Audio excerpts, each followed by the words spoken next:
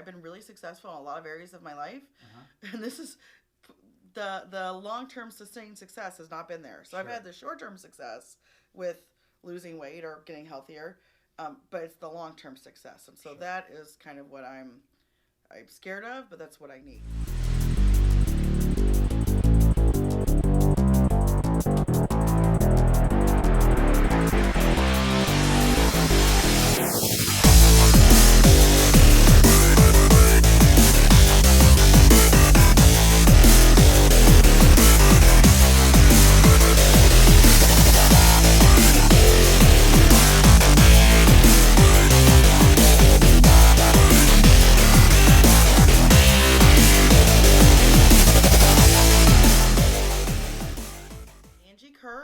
And I am 41 years old. I am married to my husband, Jonathan, and he's played football at the University of Illinois. And we have 3 daughters, and their names are Caroline, and she's 12, Addison, who turns 10 today, and Julianne, also known as the Juju, who is 7. So, and they keep me very busy. I am self-employed. I work for a company called 31, and I have team members nationwide, so I am blessed to be able to work at home around my kids' schedule, but I do work, but it's just a little bit different than the normal corporate 9 to 5. So. Sure. Do you have a website? I do have a website. What's your website? www.angie-kerr.com. I have exercise-induced asthma, and that's been a problem. Actually, my senior year of high school, I used to run track. Track was my big thing. And I wasn't even cleared to do track or basketball my senior year because my asthma was so bad. Okay. It was to the point I was passing out after races. Okay. So that's a little bit of a problem. Actually, a lot of a problem. Okay. Other than that, I've had a lateral release on my left knee about 16, 17 years ago. And it, for the most part, is okay. Every now and then it bothers me, like it's going to give out. But other than that, I'm actually, knock on wood, relatively, I do have low thyroid, so I take medicine for that, and I have for probably 20 years. But other than that, my cholesterol is pretty good. Low blood pressure, actually. So I'm actually relatively healthy, but I'm obviously overweight. So. Okay. That's probably the funniest thing.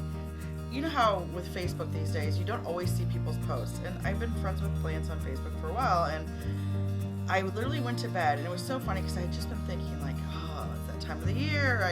I need to start thinking about what I'm going to do in the new year, and I haven't done anything in a while. And I went to bed, and I'll never forget, I just started playing on Facebook on my phone, and his post saying what he was looking for, he was looking for a man and a woman, was the first thing. And I remember thinking, well, that's kind of weird because I don't usually always see your posts. I have lots of friends on Facebook because of my job, and so lots of stuff that I want to see doesn't always get seen. And I was like, I don't know what it was, but something just said, you were meant to see this post at this time. And so I just didn't even really think about it. And I remember, I'm like, I'm just going to shoot him an email now before I go to bed, before I have time to think about it, and just say, you know what, I'm open to trying this. I've tried pretty much every other diet that there is with varying levels of success, and I feel like I know he's been successful, and I know the accountability obviously is a huge piece for me. And so I think just the one-on-one, and I just said there was a reason I saw that post, and it was something that was just saying I need to just put it out there and do it. Awesome. And the fact that it's gonna be very public. Lots of accountability. Lots of accountability. So tell me a little bit about past dieting. Have you done lots of diets, lots of different diets? You probably name it, and I've probably done it. Okay. Or at least tried it. I've had varying success with each of them. Okay. The ideal protein, I did have quite a bit of success, but like you said, it was hard to sustain it. And ideal protein is, high protein, very low carbohydrates, right? Correct. No exercise, right? No exercise. To start with? But then like you weren't really supposed to raise your heartbeat. So you could walk or do something, but nothing that really raised your heart rate. Okay. You could do light lifting if you wanted, but not Atkins diet. You name it, I've probably tried something. Okay. I've tried just using like one of the fitness apps and tracking what I eat and just trying to count calories. Okay. And all varying levels of success. Okay. So. Okay. Have you ever counted or tracked your macronutrients? No. Protein. So you've never done that? No. Okay, great. All right. So typically, I'm assuming this. You don't have any idea how many calories you eat a day right now. No idea. With most of my clients, what I find is there's a lot of consistency in doing lots of diets, yo-yo dieting. Mm-hmm. And what I see most of the time is they do a diet for a week or two. They're really excited about it. They lose lots of weight early on. They plateau. They get frustrated. They go off the diet, and then they gain back more than when they started. Mm-hmm. So I'll explain what's happening. It's something that I went through too. Basically what's happening is when you start a diet program, before you started any diet, way back when, healthy metabolism, your metabolism was up here and your calorie intake was up here. Maybe even up here. You were eating more than, and that's what made you go and start your first diet. Mm-hmm. So you drop your calories and your body starts losing weight, and you start getting excited. But what happens is your body slowly lowers your metabolism to make up for that calorie deficit. It's just your body being adaptive, your body being smart, your body surviving. If it didn't slow down, you would get to 3% body fat and you would die. Mm-hmm. So losing weight is going to slow your metabolism down. That's just how it works. What we want to do is make that process as slow as possible.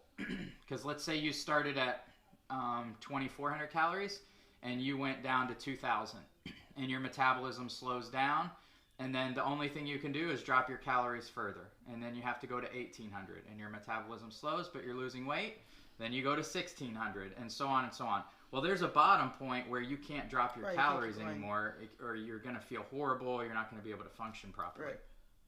So what happens most of the time is people, instead of doing that slow drop, they're here, boom, they drop it and they're 600-800 calories. Yeah. And their metabolism, their body instantly slows their metabolism down. Well, then they get frustrated because they can't drop their calories anymore and their weight loss stopped. And they go back to eating the way they were. The only problem is they left their metabolism behind. Right there, yeah. And so now you gain more weight than when you started. And it's just a vicious cycle. And it's what people do all the time.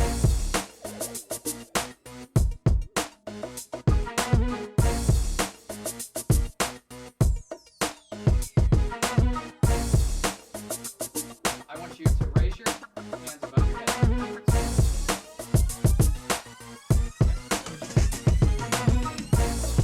Good. Go one more time. Good. So, a lot of times, I knew you were going to be fine squatting because it's squatting. So, a lot of people can't press their hips back, right? Or they'll come way forward, or they're all jacked up. They can't. You're balanced. I still remember. All came back to you. Stick your butt out. That's right. Don't be afraid to stick your booty out.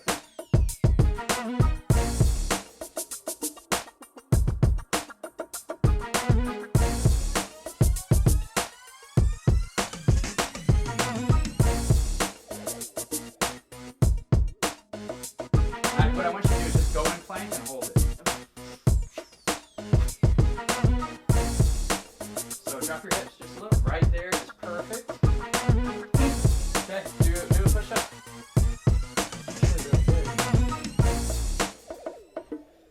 Oh. That's fantastic. I'm such a wuss. No, you're not. You're really not. Are you kidding me for not working out? Good job. All right, that's good. Good job. Good job.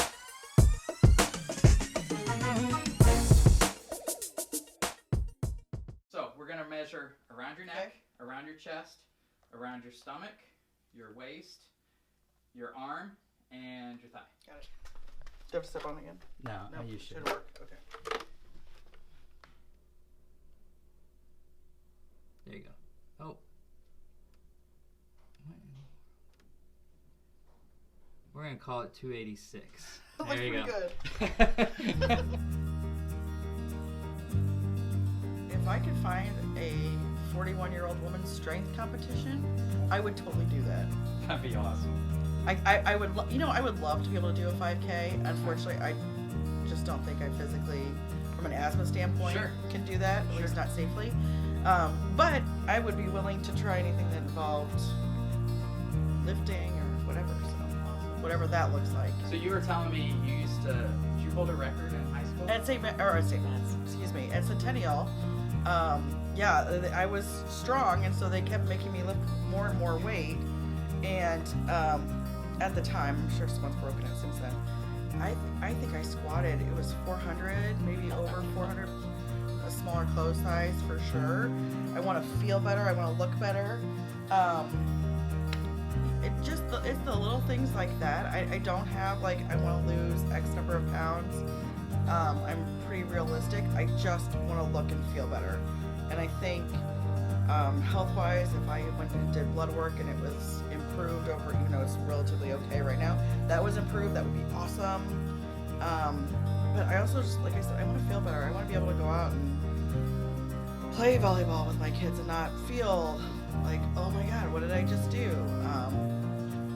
I would like to say I would be able to walk up the stairs and not be winded, but with my asthma, that's probably not realistic. But still, I would still feel better, and so I still just want to feel better overall. I want you losing somewhere between 2 and 5 pounds a week. Okay. But it's got to be slow and sustainable so that we don't slow your metabolism down too quickly. Too far, yeah.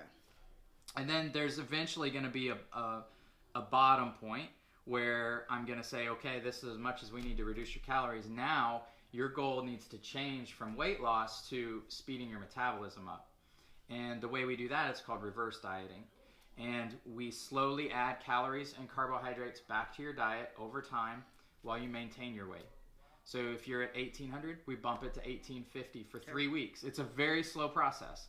And your weight maintains at 1850, and then we go to 1900. And then we get you up as high as your body will go, and that point is different for everybody. Okay.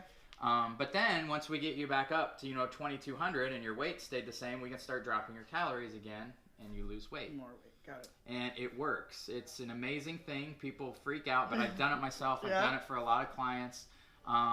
It works with everybody. We're just going to have to figure out where your calorie maintenance level is right now.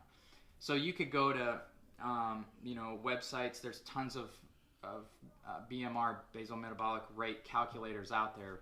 There's Catch McCardle is a really good one that will give you an idea, a rough idea of what your baseline is, how many calories you burn a day not doing anything. So the first week I'll set a calorie range for you. I'll give you some macronutrient goals. You'll just do your best. You'll track, and then you'll let me know after 1 week how you did, where your body was. I probably won't adjust anything unless you tell me you gained 10 pounds, then we'll make adjustments. For sure, okay. Then we'll see what happens in week 2 and week 3. If you lose 2 to 5 pounds in week 2 and week 3, then we picked perfect, and we're going to keep you on that plan until you plateau. Okay.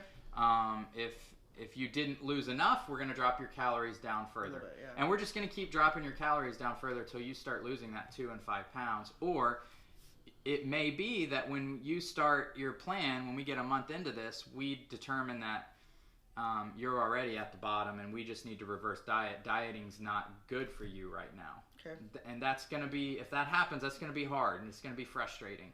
But it's long term. I'm not thinking short term. Even for this video or whatever I'm doing, like, it's not important to me to make you lose 50 pounds in 12 weeks. What's important is if you have metabolic, we call it metabolic adaptation. If you have that, then we need to repair that so you can lose weight long term. Yeah. Sound good? For sure. Okay. And then while we do that, we're going to make training fun for you, and we're going to do some things like squats and all that fun stuff. So I do. So that you have fun training. I am excited for that. All right, cool. All right.